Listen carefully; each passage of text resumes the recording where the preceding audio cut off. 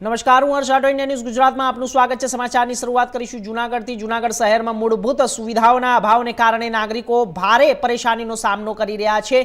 શહેરના જવાહર રોડની હાલત ખૂબ જ ખરાબ બની ગઈ છે, જ્યાં છેલ્લા ઘણા મહિનાઓથી રોડનું કામ અધૂરું પડ્યું છે। રસ્તાઓને 2 ફૂટથી ખોદીને નાખવામાં આવ્યા હોવાથી ગટરના પાણી રસ્તા પર વહેતા થયા છે, જેના કારણે લોકો માટે અવરજવર કરવી મુશ્કેલ બની ગઈ છે। ખાસ કરીને મોટી ઉંમરના લોકો માટે અને દર્દીઓ માટે હોસ્પિટલ સુધી પહોંચવું પણ દુશ્વાર બની ગયું છે અને આ સાથે જ પરિસ્થિતિ એટલી ગંભીર બની ગઈ છે કે એક દર્દીને રસ્તા પર જ સારવાર લેવી પડી છે। ડોક્ટર સ્થળ પર આવીને ઇલાજ કરતા હોવાનો વિડીયો સોશિયલ મીડિયામાં વાયરલ થયો છે।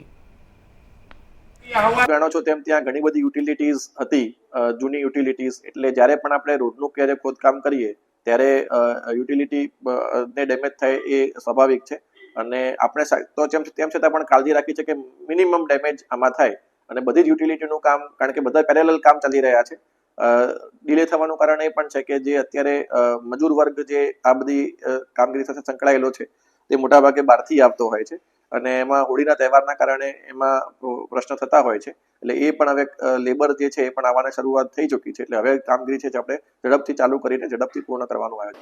આજે સવારે જ જવાહર રોડના બધા વેપારીઓ અને એપાર્ટમેન્ટમાં અને ટેનામેન્ટમાં રહેતા લોકો સવારે કમિશનર સાહેબને ટેલિફોનિક અને ગટર લાઇનના અધિકારીઓને રજૂઆત કરેલી, પણ કોઈ પ્રકારનો પોઝિટિવ રિસ્પોન્સ એમનો ના લાગ્યો, જેથી કરીને આ વસ્તુની મીડિયા, સોશિયલ મીડિયા કે એનાથી નોંધ લેવાય અને કમિશનર સાહેબની જાણ થાય।